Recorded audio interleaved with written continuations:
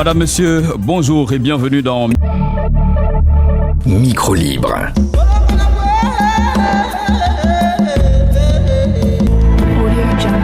L'Afrique bouge, l'Afrique débat, l'Afrique construit son avenir.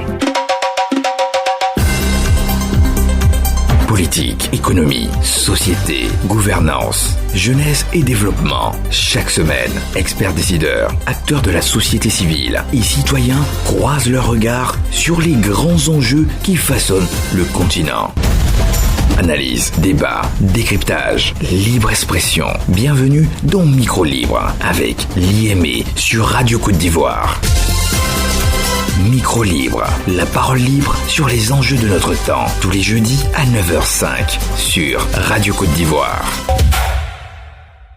Madame, Monsieur, bonjour et bienvenue dans Micro Libre, votre rendez-vous de réflexion et de débat sur les grandes questions de l'actualité.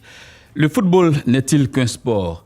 En pleine Coupe du Monde 2026, organisée par les États-Unis, le Canada et le Mexique, cette question mérite bien d'être posée. Car derrière le spectacle sportif se cachent aussi bien des enjeux économiques, diplomatiques, sécuritaires et culturels majeurs. Pourquoi les États investissent-ils autant dans ces grands événements ? Que cherchent-ils à gagner au-delà des performances sur le terrain ? C'est le thème de notre débat de ce jour, Coupe du Monde 2026.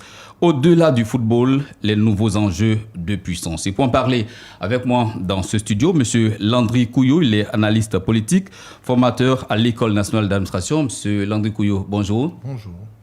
Avec nous également M. Dr Kamena Arthur Yobou, il est sociologue. Docteur, bonjour. Bonjour. Et puis Roméo Koulibaly, un nom de la maison. Roméo Koulibaly est journaliste sportif. Bonjour Roméo. Bonjour Liamé. Merci à vous d'avoir accepté notre invitation. Micro Libre, c'est tout de suite et maintenant. Radio Côte d'Ivoire, l'info aux quatre coins de la Côte d'Ivoire. Pendant longtemps, les Coupes du Monde étaient perçues essentiellement comme de grandes fêtes populaires. Aujourd'hui, elles sont devenues des événements stratégiques où se jouent également des enjeux diplomatiques, économiques et géopolitiques. Aujourd'hui, elles sont véritablement devenues ces coupes-là de grands rendez-vous. Les États-Unis l'ont bien compris. Après avoir accueilli le mondial en 1994, il s'apprête donc à organiser, il organise en ce moment même la plus grande compétition jamais réalisée, on l'a dit, Roméo Koulibaly. Pourquoi dit-on que cette coupe-là est la plus grande compétition jamais organisée ? Eh bien, merci Liamé. La Coupe du Monde, on la connaît avec l'organisation à un État. En 2002, on a passé le cap avec deux pays qui ont co-organisé cette grande messe du football mondial, le Japon et la Corée du Sud. Là, on parle de plus grande compétition sportive, entre guillemets, au monde de par le nombre de participants. Déjà, 48 nations qui participent à la Coupe du Monde de football, c'est inédit dans l'histoire de la FIFA. 3 pays qui co-organisent cette compétition également, c'est inédit. Les États-Unis et qui ont eu cette chance-là en 1994. Le Mexique qui a déjà organisé donc la compétition. C'est le Canada qui va découvrir l'organisation donc de la compétition avec cette édition 2026. Donc à plusieurs égards, cette édition de la Coupe du Monde est inédite de par la taille des nations qui l'organisent. C'est tout le continent nord-américain, de par le nombre des nations qui y participent, 48, et également de par l'engouement. Et ça change quoi concrètement, 48 nations donc pour ce rendez-vous ? Ça donne énormément de matchs. Déjà 104 matchs seront disputés sur l'ensemble de la compétition. Le mode d'accession à la phase à élimination directe également a changé. Pour la première fois, on aura des 16e de finale. Donc les 2 premières nations qui se hissent donc dans les différentes poules sont qualifiées automatiquement pour les 16e. On repêche les 8 meilleures nations pour arriver donc aux 16e de finale. Après quoi, on aura les 8e, les quarts et les finales. Donc énormément d'enjeux au niveau de la logistique. Plus de stades également pour accueillir la compétition. Voici ce que ça change concrètement au niveau sportif. Landry Couillot, Roméo Koulibaly parle déjà d'enjeux. Peut-on dire aujourd'hui que les grandes compétitions sportives sont devenues des instruments de puissance internationale ? Elles ont toujours été, année après année, l'on a pu apercevoir où les États ont pu l'intégrer de manière concrète dans leur politique et dans leur programme national de développement. Vous savez, le football, par exemple, n'est plus qu'un simple sport. C'est aussi un instrument géopolitique majeur par lequel les États manifestent, dans le cadre des relations internationales, leur capacité en termes de puissance, leur capacité à imprimer leur empreinte culturelle, leur empreinte politique, leur empreinte diplomatique sur le reste du monde, mais c'est aussi le moyen pour ces États de pouvoir rivaliser en matière de technologie, d'avancées stratégiques. Et donc, cette compétition qui apparaît comme étant l'édition la plus géopolitique de l'histoire, n'est-ce pas, de la Coupe du Monde, appelle une plus grande attention de notre part, dans le sens où les États organisateurs ont bien sûr des enjeux qu'ils poursuivent et qui vont certainement travailler à pouvoir matérialiser, mais aussi pour les États qui y participent de pouvoir saisir les opportunités au-delà des gains directs qu'ils percevront de la FIFA. Le cas de la Côte d'Ivoire est un cas qui devrait nous intéresser au regard de l'ambition que porte notre pays et qui est matérialisée par son programme national de développement qui pourrait trouver écho par cette édition de la Coupe du Monde-là, en développant ce que j'appelle une véritable mission ciblée de diplomatie économique. Docteur Kamina. Oui, moi, ce qui attire le plus mon attention, c'est ce spectacle qui va voir de nouvelles identités en termes de redécouverte, parce que vous savez que c'est le rendez-vous des pays, et quand on parle de pays, c'est toutes ces particularités identitaires, culturelles qui vont se présenter.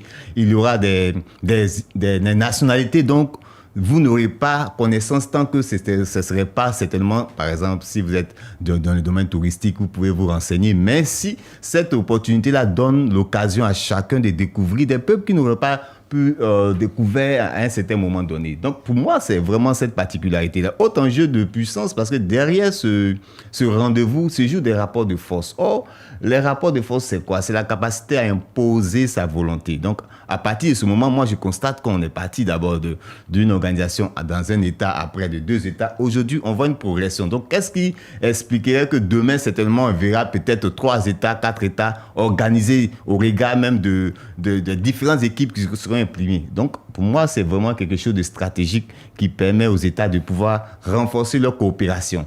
Imaginez-vous si, par exemple, avec le Mexique, il y avait certainement des aspects un peu diplomatiques de conflit, mais à partir de ce moment-là, il y aura des réajustements au regard de la configuration qui s'impose, travailler ensemble, coordonner ensemble. Donc, pour moi, cette opportunité-là donne de s'inscrire dans un nouvel ordre mondial. On a d'autres particularités, mais vous allez voir que c'est l'aspect sur lequel tout le monde, à un moment donné, est d'accord. Pour dire que c'est vrai, on a des opportunités, des différences politiques, mais sur le sport, on peut s'entendre. Donc, il y a un point d'accord sur lequel, et c'est à partir de ce moment-là que chacun va essayer, par le soft power, de manifester sa capacité à être organisé, de manifester sa capacité à montrer cette stratégie. Donc, au travers de tout ce qu'on va voir, ce ne sera pas simplement des équipes, mais ce sera des stratégies réelles qui vont se jouer, des stratégies de battre l'adversaire, de sorte à ce qu'on batte un adversaire symboliquement, mais qui reste dans l'histoire.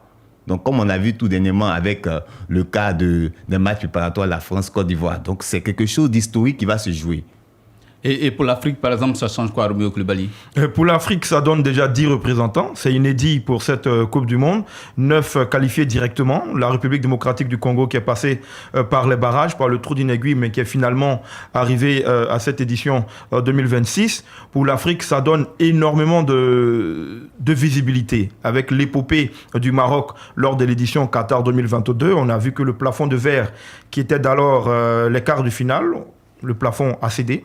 Le Maroc est arrivé en demi-finale. Le Maroc a terminé 4e, certes, mais le Maroc a montré que les pays africains peuvent désormais regarder les nations américaines, les nations européennes, droit dans les yeux. Ça expose sous un meilleur visage le continent africain qui est souvent déprécié par les médias étrangers. Quand on regarde les chaînes d'information cryptées, souvent quand on parle de l'Afrique, on va vous parler d'Ebola, on va vous parler de coups de force, on va vous parler de tensions politiques. Mais là, cette fois-ci avec le football, ça permet aux nations africaines de montrer autre chose que le visage peut-être que certaines nations gardent d'elles. Mais en Afrique, il y a du beau, il y a du bon, et c'est cela que le continent africain va démontrer sur la pelouse, mais également en dehors. Quand on regarde les tenues d'apparat des différentes différentes nations qui sont au mondial, on voit qu'il y a la promotion de la chose culturelle pour montrer l'identité africaine qui est propre au peuple du continent noir. Monsieur Landry Couillot, dans le contexte mondial actuel, que représente l'organisation de cette Coupe du Monde-là pour les États-Unis sur le plan diplomatique? Pas que pour les États-Unis, mais pour l'Amérique du Nord. Nous avons les États-Unis d'Amérique qui en constituent l'épicentre, déjà de par leur position géographique, mais aussi par rapport à la concentration des activités sportives qui vont se dérouler et qui vont structurer, meubler cette compétition-là. Nous avons le Canada qui, de par son histoire, est plus proche des États-Unis d'Amérique. Et nous avons le Mexique, qui est un État qui connaît des tensions migratoires avec les États-Unis, mais dont les relations économiques et commerciales sont fluctuantes et prospères. Cela veut dire quoi? Cela veut dire que pour pouvoir s'entendre même en vue d'organiser une compétition de la sorte, il faudrait que ce qui nous rapproche soit plus important que ce qui nous divise, que ce qui nous éloigne. Donc il y a une concordance des politiques, une concordance des infrastructures, des structures économiques et sociales qui permettent l'organisation d'une Coupe du Monde à 3 grands pays dont chacun, bien sûr, dispose de populations très importantes et chacun dispose de la capacité à lui tout seul de pouvoir organiser la Coupe du Monde. Alors d'où vient la volonté de le faire à 3? Au-delà du sport, il y a un message qui est en train d'être passé, un message au niveau continental, au niveau de l'Amérique, pour dire que s'il existe une Amérique du Sud, il y a une affirmation de l'Amérique du Nord. Une affirmation de l'Amérique du Nord au-delà des États-Unis d'Amérique et qui a sa particularité en matière ethnologique, sa particularité en matière sociologique, sa particularité en matière politique, en particularité en matière de gouvernance. Et ça, c'est le premier message à donner. Le second message, c'est un renforcement de l'Occident, de ce qu'on appelle l'Occident. Cet Occident-là qui désormais montre que malgré les années ou les périodes de difficulté où on la sent plus ou moins affaiblie avec une Europe qui perd en capacité d'action sur le terrain, il y a donc un Occident états-unien qui se construit autour des États-Unis d'Amérique, qui est en plus grande affirmation et des États-Unis d'Amérique qui comprennent qu'à eux tout seuls, il leur sera difficile de s'imposer. Il faut avoir des alliés avec lesquels il va falloir pouvoir imprimer davantage son image, sa culture et son influence à travers le monde. Et pour le reste, nous savons que cette édition de la Coupe du Monde va se mener dans un contexte géopolitique tendu et sécuritaire tout aussi inquiétant, parce que nous avons l'un des pays qui est en guerre au niveau du Proche-Orient. Donc, on se rend compte que les questions, les défis sécuritaires seront accrus. Nous voyons même les restrictions, les mesures de restriction qui sont prises. Mais lorsque, en dépit de ces événements et de ces faits, on décide quand même de mener cette Coupe du Monde et que les délégations y affluent jour après jour, c'est parce qu'on a confiance en la capacité de ce pays et de ces pays qui organisent cette Coupe du Monde-là à pouvoir assurer aux populations la sécurité dont elles ont besoin pour le déroulement des activités. Docteur Kabina, pour vous également, est-ce que dans le contexte international actuel marqué par les rivalités entre les puissances, c'est un message que les États-Unis et cette partie du monde-là envoient donc aux autres pays? Oui, en même temps, c'est pour moi le rendez-vous de la bataille sans effusion de sang. Parce qu'on remarque qu'au niveau politique, au niveau militaire, il y a des affrontements entre des nations. Mais à partir de ce moment-là, vous venez, c'est comme si on va transférer la bataille sur le terrain physique à une bataille idéologique. Quand vous regardez le champ lexical même qui entoure les jeux, on vous parle de tir, on vous parle le champ lexical est un champ lexical de guerre, mais c'est un champ lexical de guerre sans effusion de sang. Et ça, c'est toute la marque de fabrique du sport. Donc à partir de ce moment-là, l'Occident donne un message pour dire, certes, nous avons depuis un certain moment dominé le monde et on a l'intention de pouvoir diffuser notre manière de fonctionner. Donc chaque opportunité d'organisation de la Coupe du Monde se présente comme la marque d'imprimation de l'identité même de l'Occident sur les représentations des différents peuples. Donc pour moi, au-delà de tout cet enjeu, c'est la capacité des États à non seulement filtrer leurs différents, toutes les ententes, mais en même temps à contrôler, ça met à l'épreuve également leur système d'intégration, les systèmes de facilitation. On a vu dans les différentes préparations combien de fois les équipes sont passées au scanner, et tout cela montre la volonté des États, non seulement au-delà du sport, à savoir qui rentre, qui sort, qui fait quoi, et puis de s'assurer que ce dont on a besoin soit vraiment utile sur le terrain. Donc à partir de ce moment-là, toutes les stratégies seront mises à l'épreuve pour pouvoir marquer l'hégémonie. À la sortie, il y aura un vainqueur. Ce sera l'organisation.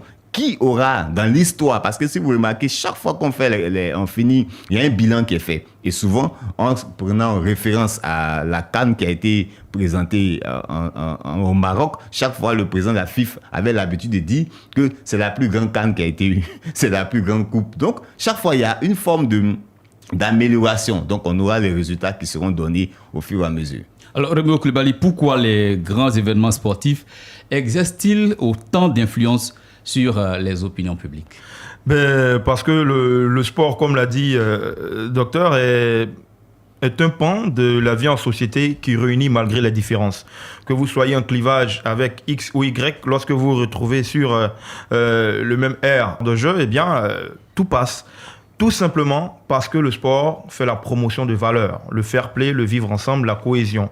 C'est une forme implicite de domination, sans effusion généralement de sang. Quand on met de côté les actes d'oliganisme ou les actions qui peuvent découler de certaines victoires ou défaites, mais c'est une activité sportive, le football d'abord, qui par sa fonction qui est un jeu collectif. Donc vous êtes obligé de travailler ensemble, de travailler en équipe, et cela permet de s'afficher et de montrer la capacité organisationnelle. Pour partir sur ces nations qui l'organisent, il y a eu le mondial en 70 au Mexique, le mondial en 86, c'est la 3e fois que le Mexique va accueillir une édition du mondial avec 3 stades, Guadalajara, Azteca et le stade de Monterrey. Le Canada, un nouveau découvre. Aux États-Unis, on n'appelle même pas le football, il l'appelle le soccer.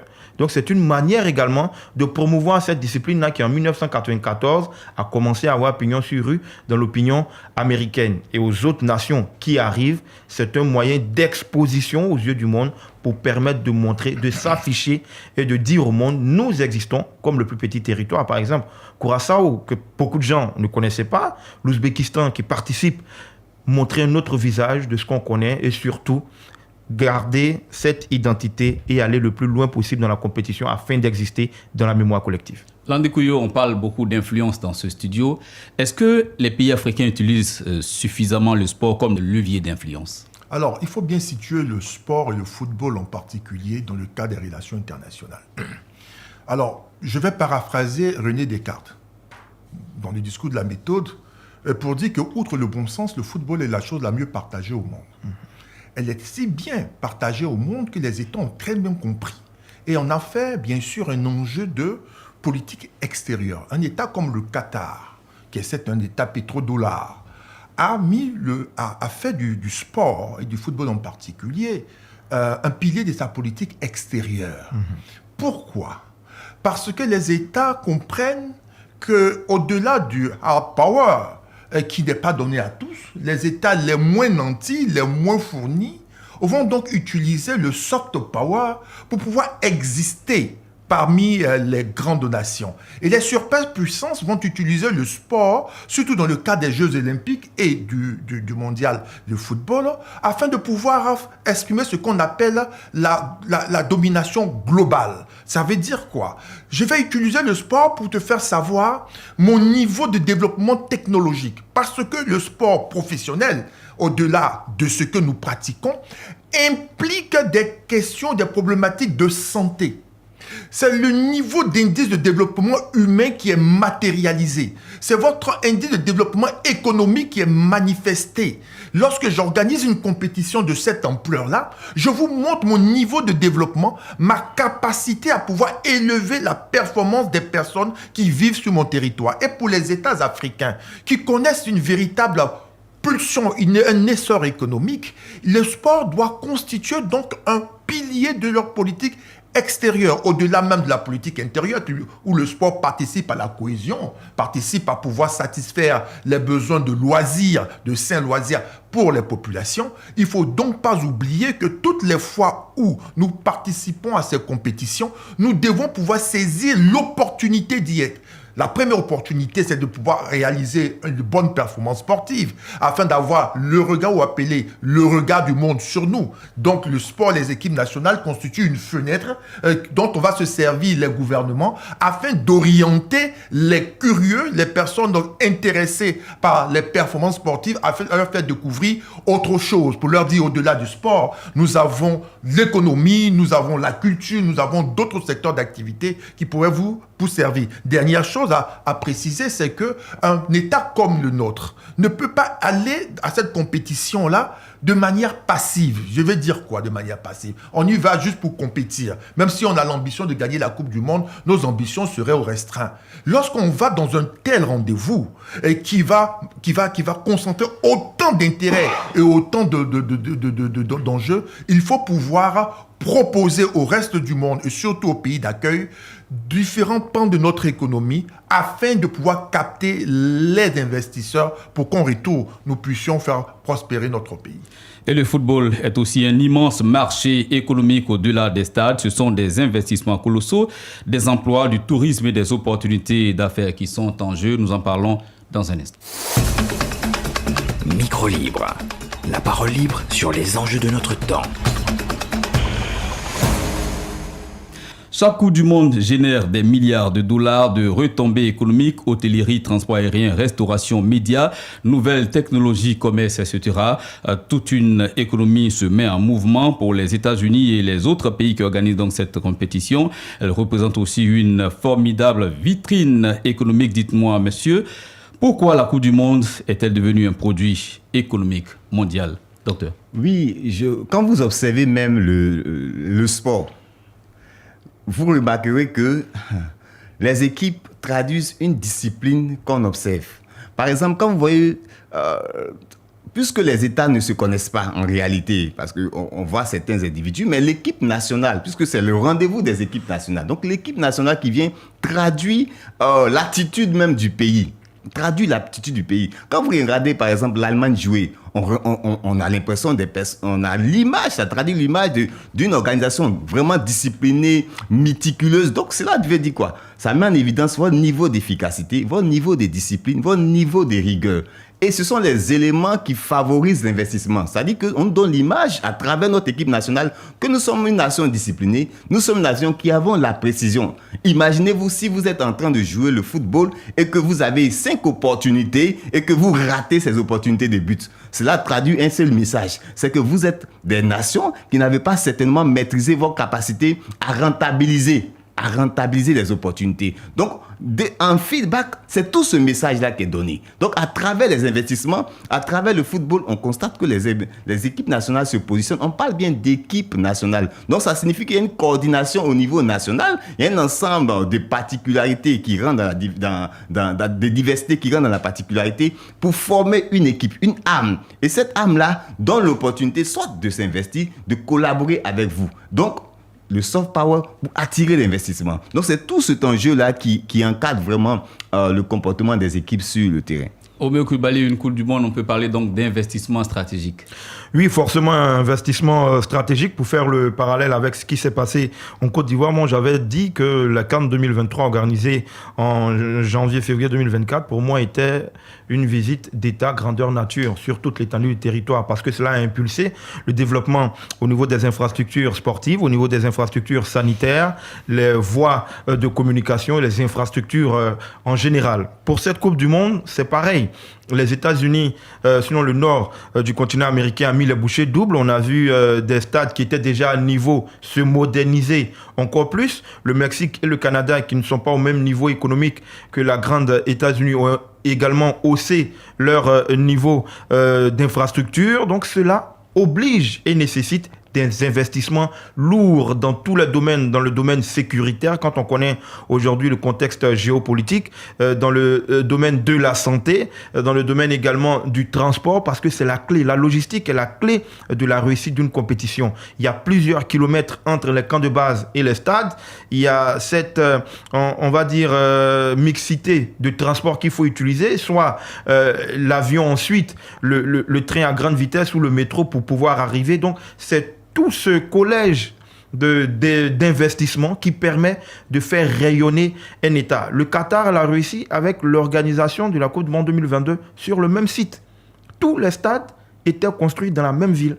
De sorte que vous pouvez regarder le match de 15h, quand il finit, vous regardez le match de 19h, ensuite vous regardez le match de 22h. Ils ont réussi aujourd'hui. Le Qatar a, dans l'imaginaire collectif, une belle image, l'image d'un pays rayonnant, l'image d'un pays qui a tourné le dos aux sévices et à ce qu'on pourrait appeler le non-respect des droits de l'homme. Aujourd'hui, quand on parle de Qatar, on se rappelle de la Coupe du Monde parce qu'il y a eu des investissements lourds, des investissements forts. Aujourd'hui, Donald Trump et ses homologues mexicains et canadiens ont envie de montrer un autre visage de ce nord de l'Amérique-là, un visage humain, parce qu'ils ont été assez déshumanisés, même si cela se constate un tout petit peu dans la gestion des équipes qui arrivent, mais ce sont des investissements qui vont profiter des dizaines d'années à ces pays-là. Je vous l'ai dit, le Mexique, 70, 86, ces mêmes infrastructures ont servi au développement du football parce que le Mexique, dans le continent nord-américain, est celui-là qui compte le plus dans le concert des nations du football. Donc,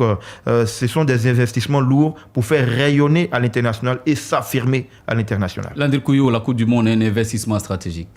Tout à fait. Et il est important de pouvoir souligner que les États-Unis d'Amérique et l'Amérique du Nord en général sont en guerre commerciale face à la Chine et à l'Asie orientale, bien sûr. Donc, face à ces concurrents nouveaux, puissants, et qui portent des ambitions tout à fait affirmées. Nous avons donc une nation qui, pendant des dizaines d'années, a trôné sur le reste du monde, qui semblait être en perte de vitesse et qui a à sa tête désormais un président qui porte un slogan « Make America Great Again ».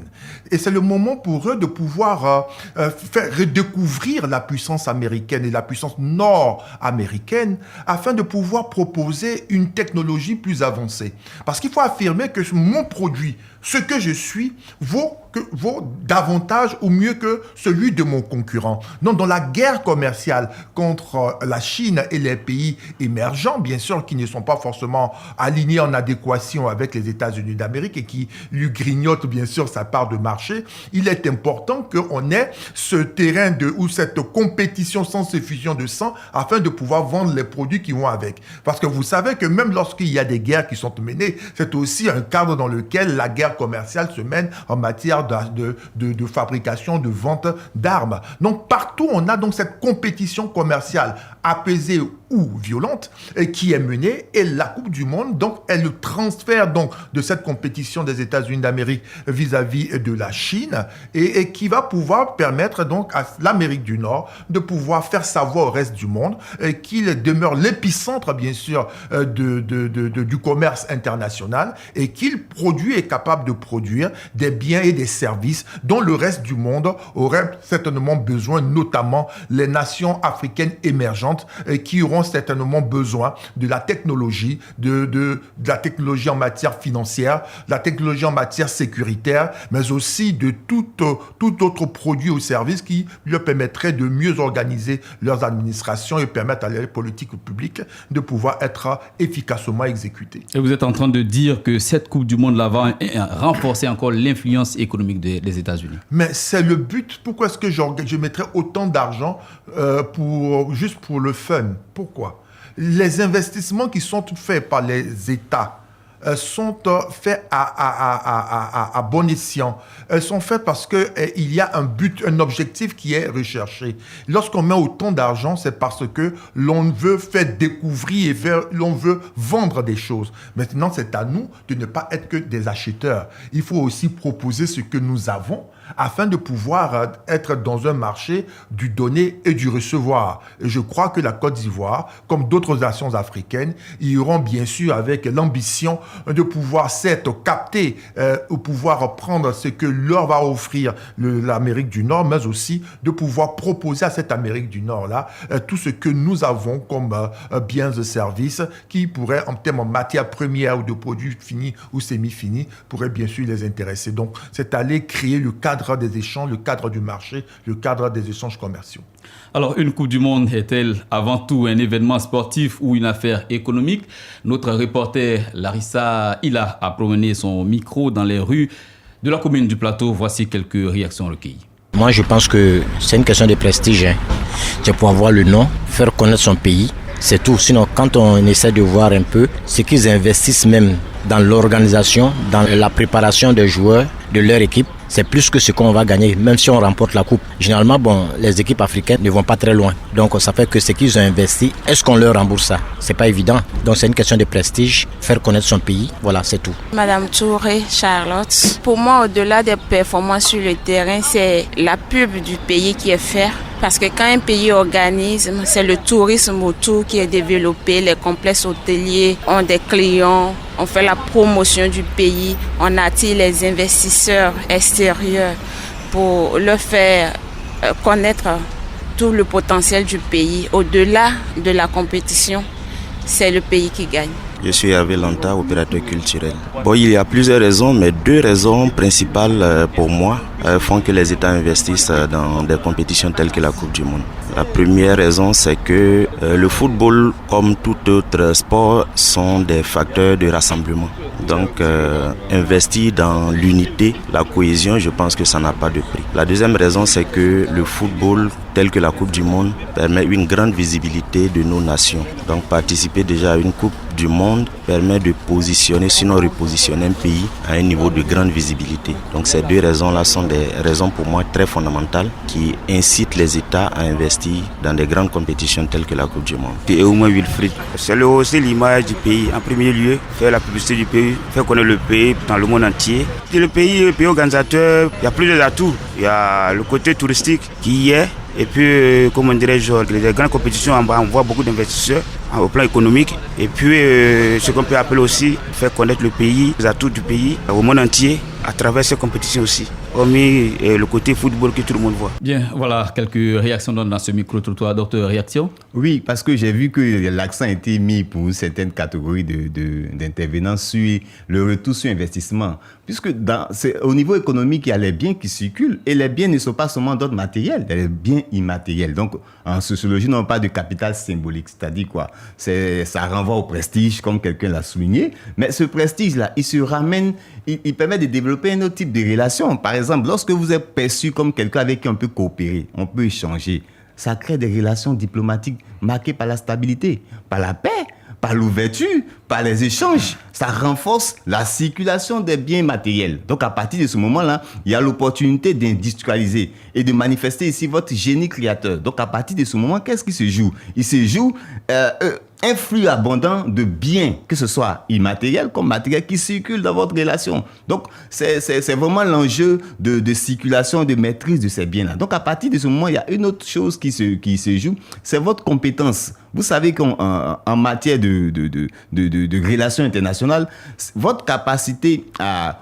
organiser les ressources qui circulent au niveau international vous positionne comme un État soit fort ou moins soit un État faible. Donc, quand vous avez l'opportunité de redistribuer, d'influencer l'économie au niveau national et international, vous êtes présenté comme un État fort, même si géographiquement, vous êtes petit. Donc, c'est tout l'enjeu de ce sport-là. Romeo Koulibaly.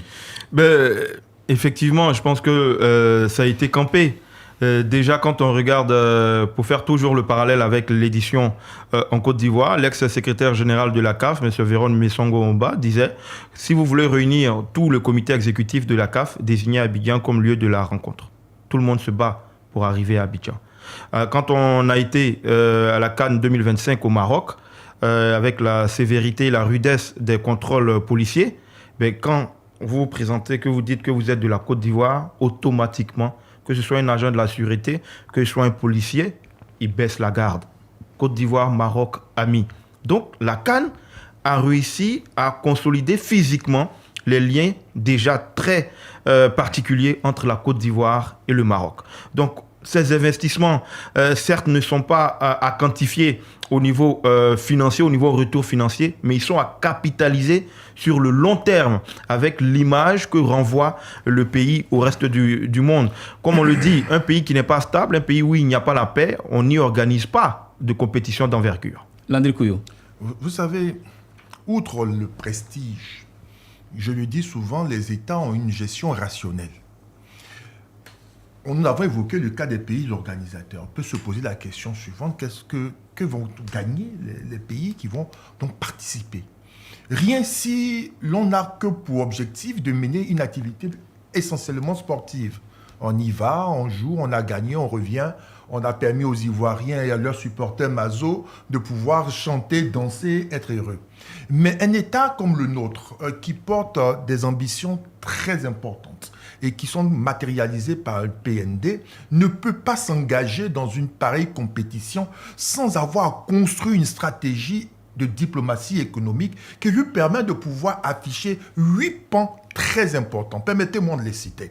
Au-delà même des retombées directes qui viendront de la FIFA et qui vont certainement participer, bien sûr, au développement du football en interne et de créer tout un univers économique tout autour, il y a d'autres aspects qu'il faut pouvoir mettre en évidence et qui intéressent l'Amérique du Nord. Il y a l'économie cacaoyère. N'oubliez pas que nous sommes premiers producteurs de fèves de cacao et notre ambition, c'est la transformation. Et en matière de transformation, nous pouvons nous appuyer sur ces États-là en termes d'investissement pour pouvoir accélérer le processus. Nous avons les BTP, les infrastructures dites stratégiques. Là-bas, nous avons de gros capitaux qui sont et du savoir-faire qui permettront bien sûr à la Côte d'Ivoire de pouvoir réaliser ce qui se réalise de l'autre côté. Nous avons, en termes d'énergie et de pétrole, n'oubliez pas que nous sommes le 2e pays producteur de pétrole en Afrique de l'Ouest. Donc en matière de prospection, en matière d'exploitation, en matière de distribution, des entreprises nord-américaines pourraient être intéressées à venir en Côte d'Ivoire investir et si installé parce qu'on ne va pas exploiter tout seul notre pétrole. Il y a encore la question de la fintech et du digital, donc des technologies qui interviennent dans le monde de la finance et qui permettent bien sûr de sécuriser les transactions. Ces États-là ont une avancée très importante et pourraient bien sûr s'installer ici en Côte d'Ivoire afin de diversifier les biens et services dans le cadre de l'inclusion financière. Je termine avec la question même de la santé en matière d'industrie pharmaceutique. La Côte d'Ivoire a une industrie pharmaceutique qui vaut 400 millions de dollars US. Mais il y a une marge de progression qui est très importante. Avec ces industries pharmaceutiques américaines installées en Côte d'Ivoire, nous pouvons donc produire, aller beaucoup plus loin. Et nous terminons bien sûr avec la question du tourisme. La Côte d'Ivoire est un très beau pays, avec un climat et une végétation diversifiée. Mais nous avons un talon d'Achille. Ce sont les établissements hôteliers qui nécessite énormément d'investissement. Mais lorsque vous regardez la ville de Las Vegas, c'est une ville essentiellement touristique. Donc l'expérience américaine pourrait nous permettre de pouvoir créer notre Las Vegas ici. Il suffit de proposer un projet et aller au contact de ces investisseurs qui auront été identifiés, de construire une stratégie, d'avoir des interlocuteurs, de leur présenter l'offre Côte d'Ivoire 2030 et 2035 afin de pouvoir saisir cette belle opportunité qui, au-delà du sport, doit permettre de rapatrier en N+1, N+2 d'importants capitaux investissements pour faire progresser notre économie. Eh bien, chers auditeurs, si vous nous prenez en cours de diffusion, vous êtes sur Radio Côte d'Ivoire et vous suivez Micro Libre. Notre rendez-vous, c'est tous les jeudis à partir de 9h05. Après les enjeux économiques, intéressons-nous à présent à deux autres dimensions majeures de cette Coupe du Monde. Il s'agit donc de la sécurité et de l'influence culturelle. Micro Libre, la parole libre sur les enjeux de notre temps. La Coupe du Monde 2026 accueille des millions de visiteurs venus donc de tous les continents, un défi gigantesque pour les organisateurs, mais aussi une occasion unique de promouvoir une image, des valeurs et une vision du monde. Dites-nous, messieurs, docteur surtout, quels sont aujourd'hui les principaux défis sécuritaires liés à l'organisation de cette compétition? Oui, les défis d'abord, c'est quand vous remarquez l'Amérique du Nord, on sait plus ou moins au niveau de leur mode de fonctionnement, par exemple, les États-Unis, le port d'armes est vraiment autorisé. Et le Mexique aussi également, où il y a des groupes armés qui interviennent. Mais ici, en acceptant d'organiser, c'est que ces États-là ont pris la responsabilité de renforcer leur dispositif sécuritaire. Parce que c'est quand même je ne dirais pas tout le monde, mais 48 nations qui se déplacent, des matchs qui vont se jouer. Or, les matchs, donc cela signifie qu'il y a un niveau de contrôle vraiment aigu qui sera vraiment mis en évidence. Donc, ça a nécessité le déploiement des stratégies innovantes, donc le contrôle, toutes les stratégies de vidéo-verbalisation, des vidéos, des caméras, de tout ce qui est vraiment au niveau des technologies afin de pouvoir faire quoi, de contrer et d'anticiper sur toute forme de menace. Autre point en termes d'influence culturelle, ce sont les hommes qui se déplacent avec leur manière de faire, avec leur manière de penser, avec leur manière de se présenter. Donc, pour moi, ça sera une opportunité d'échange culturel. Surtout que la grande problématique qui sera, c'est qu'après ça, on aura l'opportunité de voir des relations se nouer. Il doit avoir des capacités de pouvoir s'interagir avec des différents peuples. Donc, c'est toute cette richesse-là que la Coupe du Monde offre. Roméo Coulibaly, mais au niveau, les défis sécuritaires. Les défis sécuritaires, c'est véritablement empêcher tout débordement d'abord de supporters. On l'a vu lors de la Coupe du Monde 2022 au Qatar, un dispositif sécuritaire important. Même lors de la Coupe d'Afrique 2023 en Côte d'Ivoire, on a vu le cordon sécuritaire. Il fallait descendre sur 1 kilomètre, marcher, passer 3 checkpoints avant d'arriver au stade. L'interdiction de certaines choses à l'intérieur des stades, les parfums, tout ce qui est donc métallique et consort. Donc déjà garantir l'intégrité, la sécurité des différentes équipes, même si déjà on a quelques petites alarmes avec des tirs qui ont été constatés non loin du camp d'entraînement de l'Angleterre.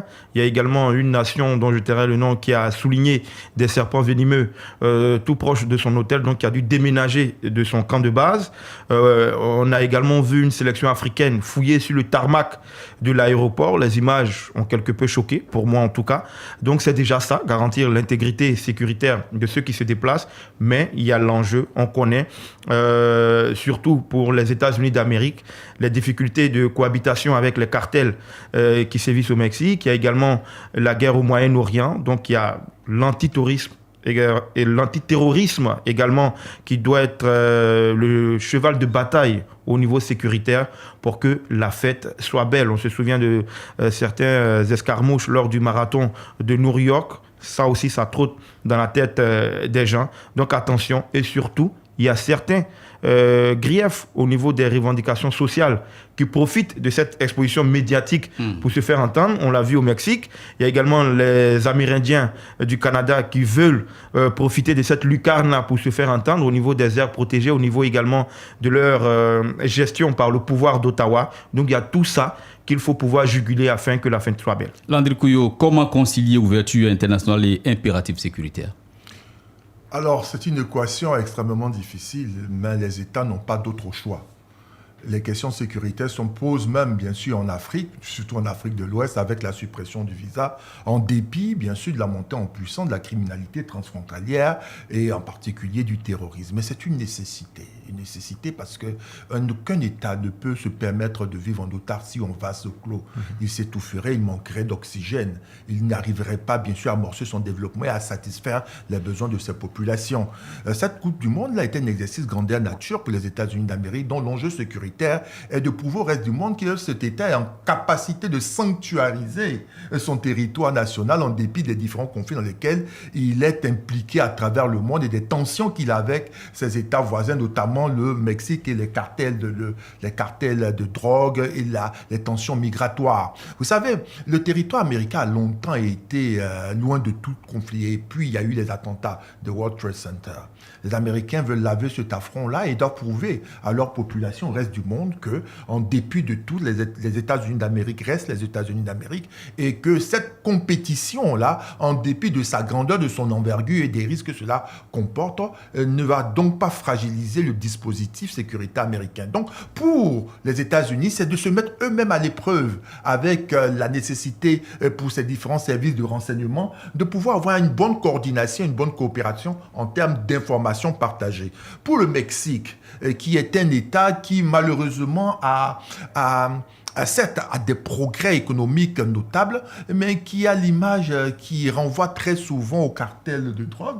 C'est le moment pour eux de prouver que c'est un État qui maîtrise, bien sûr, cette donnée sécuritaire, mais aussi un État qui se modernise. Et vous verrez que les investissements qui ont été faits et les différents spectacles qui seront produits seront donc un tableau, n'est-ce pas, qui va présenter l'évolution économique, technologique du Mexique et qui est en capacité d'égaliser avec tous les autres pays émergents afin de pouvoir satisfaire bien sûr leur population, mais aussi les besoins du reste du monde. Oui, alors je peux le dire qu'il y a donc la nécessité de l'ouverture parce que les États se donnent les moyens de juguler les différents risques sécuritaires qui s'imposent à eux. Docteur Kamina, vous qui êtes sociologue, dites-nous, ce grand rendez-vous, est-ce qu'il rapproche vraiment les peuples ? Bien sûr, c'est une opportunité. En général, comme quelqu'un l'a dit, les États... Est-ce que ce n'est pas juste un simple rassemblement? Est-ce que les peuples se rapprochent véritablement? Il y aura des déplacements massifs des peuples pour aller soutenir leurs équipes. Il y aura des déplacements des peuples voisins qui viendront pour curiosité. Il y aura tous ces échanges-là.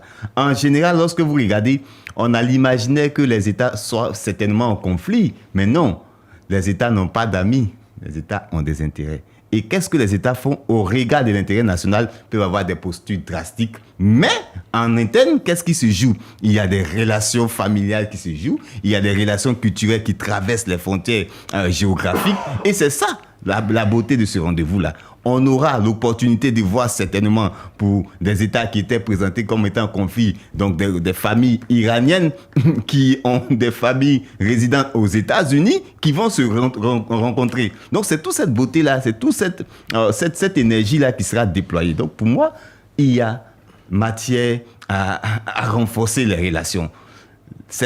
Les États auront certainement des représentations, mais dans le fonctionnement, ces déplacements des peuples-là vont mettre l'accent sur le fait que ça va modifier les représentations que les États ont même des pays voisins. Alors, quand on regarde les dispositions sécuritaires qui sont prises et tout ce qui a été évoqué sur ce plateau, est-ce que pour ce mondial, c'est véritablement une victoire sportive ou une démonstration de puissance?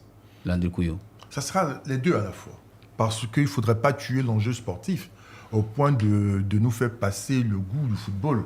Le football va rester le football et c'est pourquoi est-ce qu'on est passé à 48 nations afin d'avoir une compétition plus inclusive et non pas une compétition exclusive que pour des équipes ou des nations élitistes. C'est la première des choses. Donc on se sentira plus concerné parce qu'il y a plus de nations qui participent à cette compétition sportive. Mais on ne peut pas oublier une chose, c'est que chaque nation, avec ou au travers de son équipe nationale, aura donc à faire passer un message. Le message de qui je suis.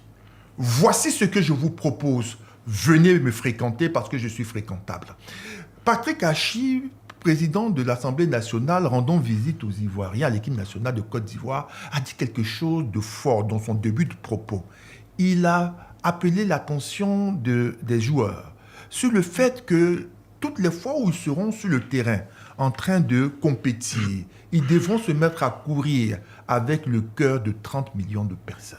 Cela veut dire quoi concrètement? Cela veut dire que nos gouvernants à travers le monde ne perdent pas de vue que le sport en général et le football en particulier au travers des équipes nationales est le moyen, est un concentré de l'offre de gouvernance, est un concentré de la politique extérieure, est une fenêtre ouverte vers le pays. Et c'est en cela que lorsqu'on parle de rapprochement, je dis que ce rapprochement des peuples est effectif lorsque vous vous donnez les moyens, au travers d'une stratégie et d'une planification très bien faite, de susciter l'intérêt des autres à venir vous visiter. Exemple, le Japon, lors des dernières Coupes du Monde, a prouvé que c'était un pays où le devoir civique et citoyen était exemplaire. Parce que toutes les fois qu'ils étaient dans les tribunes, après la fin du match, ils allaient, ils ramassaient les gobelets, les mouchoirs et autres. Et ça marquait le reste du monde au point où cela a suscité un intérêt davantage pour visiter le Japon, pour la Côte d'Ivoire. Que va-t-il faire? Que faudra-t-il montrer aux États-Unis, au Mexique ou au Canada? Qu'est-ce que nous avons de si beau à faire savoir au reste du monde, de sorte que ceux-ci se disent, voici un état tout à fait fréquentable, où au-delà de l'argent que je peux investir, je peux trouver un endroit où bon vivre, où construire ma vie. Voici un message que nous pouvons faire passer. Monsieur Landry Couillot, vous avez déjà répondu donc à ma dernière question vous concernant. Dites-moi, Roméo Koulibaly, quel est donc le principal enseignement que la Côte d'Ivoire et l'Afrique devraient retenir de cette Coupe du Monde 2026 pour renforcer donc leur développement, leur attractivité et leur influence dans le monde?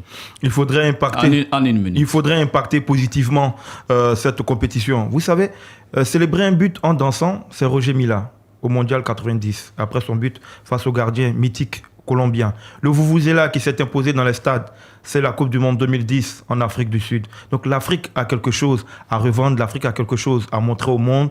Et ce quelque chose-là, c'est l'authenticité africaine et la légendaire hospitalité ivoirienne. Dr Kamena, en une minute. C'est le marqueur social. Chaque équipe va traduire l'empreinte même de son identité sociale. Donc pour moi, c'est tout l'enjeu de la représentation de chaque équipe. Et pour la Côte d'Ivoire, c'est le fair play, c'est l'esprit ivoirien et ça sera visible. Et nous voici donc au terme de ce numéro de micro-livre. Landry Couillot, Arthur Kabena, Yoboué, Roméo Koulibaly, merci à vous pour vos précieuses contributions. Merci à vous également, chers auditeurs, pour votre fidélité à la technique. Traoré Kinyelma, Digital, Elidion, coordination, Timoko Diarasuba, supervision, Madame Delphine Ngla, ce micro-lit aimé. Rendez-vous la semaine prochaine pour un nouveau numéro de micro-livre. D'ici là, restez informés, gardez votre esprit critique et continuons ensemble à débattre des sujets qui font l'actualité. Excellent sur le programme à l'écoute de Radio Côte d'Ivoire. Micro libre, la parole libre sur les enjeux de notre temps. Tous les jeudis à 9h05 sur Radio Côte d'Ivoire.